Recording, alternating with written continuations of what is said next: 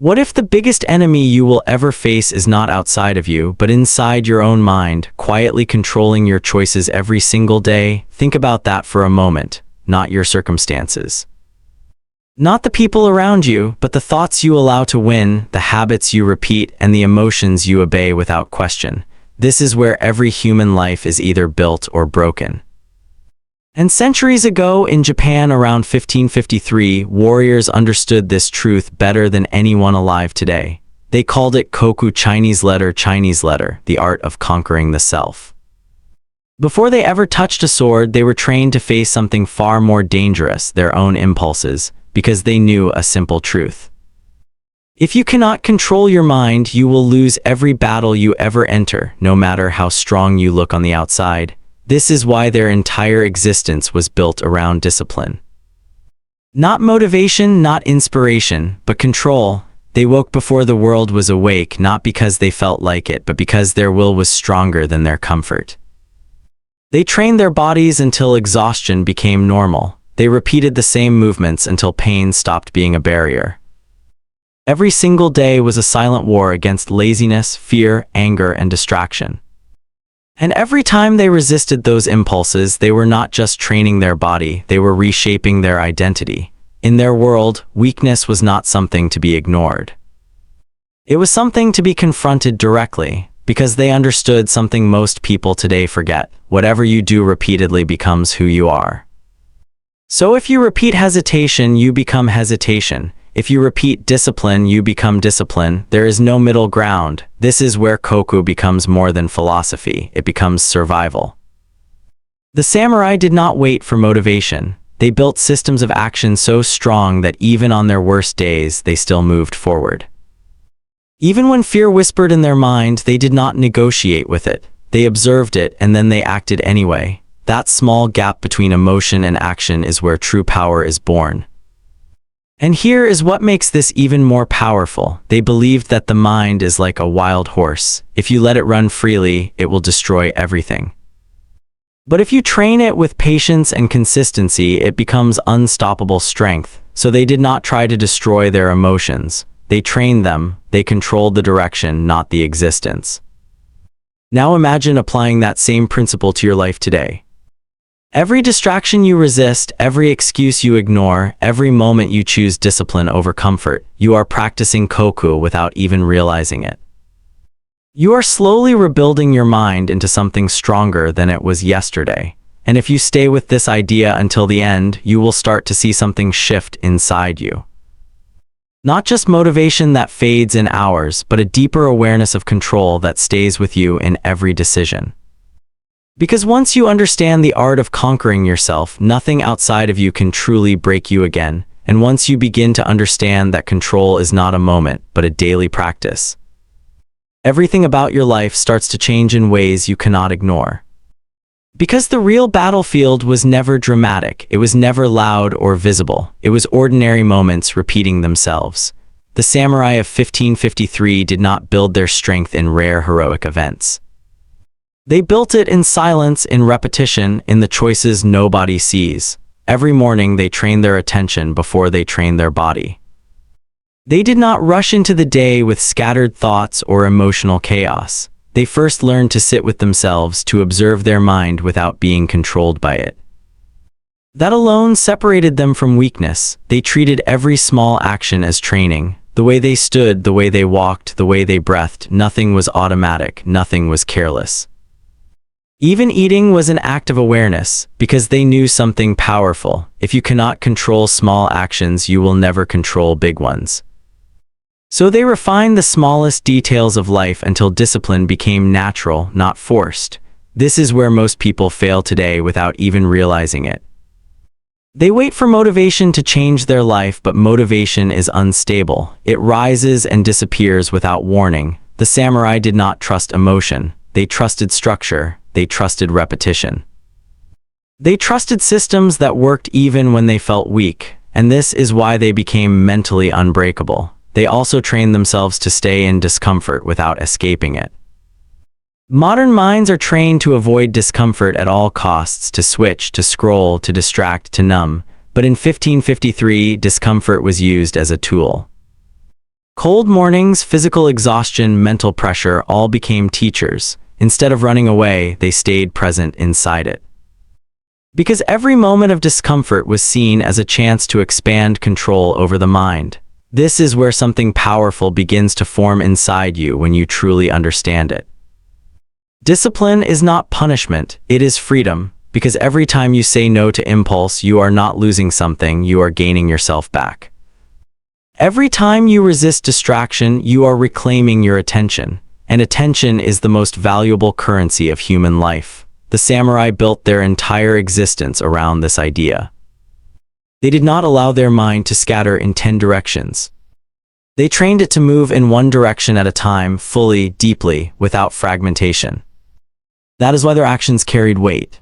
That is why their presence felt unshakable, not because they were born different, but because they refused to live unconsciously. And here is the part most people miss completely. They did not become disciplined in one grand decision. They became disciplined through thousands of small, almost invisible choices. Each time they repeated the right action, even when it felt meaningless, they were rewiring their identity. Slowly, quietly, permanently. This means your life is being built in the same way right now. Every delay, every excuse, every distraction is shaping you, but so is every act of control, every moment of focus, every decision to stay present when your mind wants to escape. You are always becoming something, even when you think nothing is happening, and when you realize this fully, you stop waiting for transformation, you start living it. Because mastery is not a destination. It is the accumulation of controlled moments, repeated until your mind no longer belongs to weakness but to you, and when you start living from that awareness, you begin to see something uncomfortable but powerful. Your mind is not your enemy, but it has been untrained for too long to serve you.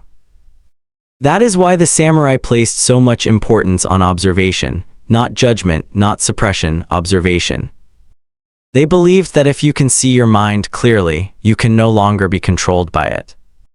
Because most suffering does not come from thoughts themselves, but from unconscious reaction to those thoughts. A single emotion arises and the entire person follows it without question. That is the root of weakness they refuse to accept, so they train themselves to pause internally, not to freeze but to create space. In that space they became free. Because in that space, emotion is no longer command, it is information. Fear appears, but it does not decide action. Anger rises, but it does not control direction. Desire speaks, but it is no longer the master. This shift is subtle, but it changes everything about how a human being moves through life. And once you experience even a small moment of that control, you begin to realize how much of your past life was driven by automatic reaction. You were not choosing as much as you thought. You were responding, reacting, repeating, and repetition without awareness becomes identity. That is how most people are shaped without ever noticing it. The samurai refused to live like that. They treated every thought as something to be examined, not obeyed. If a thought weakened their focus, they let it pass without attachment. If a thought strengthened their clarity, they acted on it immediately. There was no emotional drama in this process. Only precision, only awareness, only control returning to its rightful place. This is where true mental strength begins to form, not in eliminating thoughts, but in not being owned by them, because a mind that is constantly reacting is a mind that is constantly exhausted. But a mind that observes becomes stable, and stability is what allows power to grow without collapse. They also understood something even deeper. Pain is unavoidable, but suffering is optional. Pain exists in training, in struggle, in failure, but suffering begins when the mind resists reality. So instead of fighting what was happening, they trained themselves to accept it fully and then act from that acceptance. This removed internal conflict. And without internal conflict, energy becomes focused, not wasted. Modern life constantly pulls attention outward, making it harder to stay in this state, but the principle remains unchanged. The more you bring awareness back to your thoughts, the more control you regain over your actions. And the more control you regain over your actions, the more your life begins to align with intention instead of impulse. This is not about becoming emotionless. It is about becoming unshakable. You still feel everything, but nothing owns you. You still experience fear, but it no longer stops you. You still feel resistance, but it no longer decides your direction. That is the difference between living unconsciously and living with mastery. And slowly, as this awareness grows, something inside you begins to stabilize. Decisions become clearer. Actions become cleaner, and life starts to feel less like chaos and more like direction. Not because the world changed, but because you did. And when that shift begins, you start to understand something most people never fully grasp in their entire lives: that struggle is not the enemy, but the training ground of mental strength. The samurai in 1553 did not see suffering as a punishment. They saw it as refinement. Every difficult moment was shaping something inside them that comfort could never build. When the body was tired, when the mind wanted to quit, when fear tried to take control, that was the exact moment they believed growth was happening. Not before, not after, but inside the resistance itself, because they understood a deep psychological truth. The human mind strengthens only when it is forced beyond its familiar limits. Comfort creates repetition without growth, but pressure creates awareness, and awareness creates transformation. That is why they willingly stayed in situations that tested their patience, their focus, and their emotional control. They were not chasing comfort, they were training resilience. And this resilience was not loud or dramatic, it was silent. It was built in moments when no one was watching, when quitting would have been easy, but they stayed anyway. When distraction was available, but they chose focus instead. When emotion tried to take over, but they returned to discipline. Over time, these small decisions stacked into something unbreakable. This is the hidden truth behind self-mastery. You do not become strong in one defining moment. You become strong in the moments you almost ignore, the moments that feel insignificant. The moments where no one would notice if you gave up, but you do not give up because you are no longer living for attention or validation. You are building something deeper inside yourself. And as this internal strength grows, your relationship with difficulty begins to change. You stop seeing challenges as threats. You start seeing them as signals. Signals that your mind is being tested again. Signals that your discipline is being sharpened again. Signals that you are being invited to grow beyond your current version. The samurai lived in this constant awareness. They did not wait for perfect conditions. They adapted to whatever life gave them. Because they knew that control does not come from changing the world around you, but from controlling how you respond to it. That is why they trained their reactions more than their skills. Because reaction determines outcome long before action does, and slowly something powerful begins to happen when you apply this mindset. You stop collapsing under pressure. You stop negotiating with weakness. You stop identifying with every thought that enters your mind. Instead, you become the observer of your life rather than the victim of it. And that shift alone changes everything. Because now, even in chaos, there is clarity. Even in discomfort, there is direction. Even in uncertainty, there is stability. Not because life has become easier, but because your mind has become stronger. And this is the point where transformation stops being an idea and starts becoming reality. Not because you have eliminated struggle, but because you have stopped fearing it. You begin to move through life with a different kind of strength. Quiet, controlled, unshakable. The kind of strength that does not need to be seen to be real. And when that kind of strength begins to form inside you, something even deeper starts to reveal itself. The realization that most limitations were never physical. They were mental agreements you made with yourself over time. The samurai understood this with absolute clarity. In 1553, they did not measure strength by what the body could do alone, but by what the mind refused to accept as impossible. Every limitation was questioned, every fear was examined, every belief that weakened action was treated as something that could be trained out of existence. Because they knew that a mind left unchecked will always choose the easiest path, even if it leads to weakness. So they built a life that constantly challenged that tendency. They did not wait for motivation to appear. They created pressure intentionally, not to suffer but to awaken awareness. Because without pressure, the mind slowly drifts into comfort, and comfort slowly erodes discipline. That is why their training was repetitive, demanding, and often uncomfortable. It was designed not to entertain the body but to sharpen the mind. And over time, something remarkable happens when a person lives like this consistently. The inner voice that once demanded comfort begins to weaken. The excuses that once felt powerful start to lose influence. The emotional reactions that once controlled decisions begin to lose their authority, and in their place, something stronger begins to take over: conscious choice. This is where Koku Chinese letter becomes real in daily life. It is not about eliminating struggle, but about no longer being controlled by it. It is the ability to feel discomfort and still move forward. To experience fear and still act with clarity. To face resistance and still remain grounded in purpose. This is not natural for the undisciplined mind, but it becomes natural through repetition. The samurai did not rely on bursts of willpower. They relied on identity. They trained themselves until discipline was no longer something they practiced, but something they were. And once discipline becomes identity, effort disappears because you are no longer trying to act a certain way, you are simply being it. This is the turning point most people never reach. They live in cycles of intention without consistency. They feel motivated, then fall back into old patterns. But transformation only stabilizes when action becomes independent of emotion. When you no longer wait to feel ready, when you no longer negotiate with hesitation, when you simply act because that is who you are becoming. And as this identity strengthens, something powerful shifts in your perception of time. You stop wasting it in loops of distraction. You start respecting every moment as a chance to either reinforce discipline or weaken it. There is no neutral ground anymore. Every choice either strengthens your direction or pulls you away from it.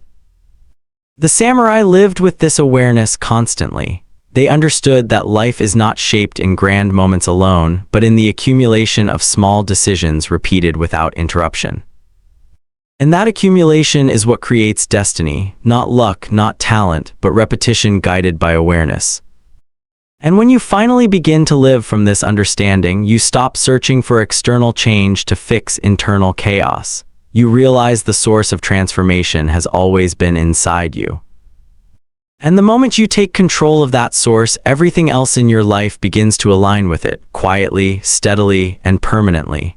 And when life begins to align in this way, you realize something that changes your entire relationship with yourself. Nothing outside of you has ever had real power over you, only your response to it did. The samurai lived with this awareness so deeply embedded in their existence that it shaped even their smallest actions. In 1553, they did not believe in reacting blindly to life. They believed in responding with intention. Every situation, no matter how chaotic or painful, was filtered through a disciplined mind before any action was taken. That single pause between stimulus and response was where their strength lived, not in force, not in aggression, but in awareness.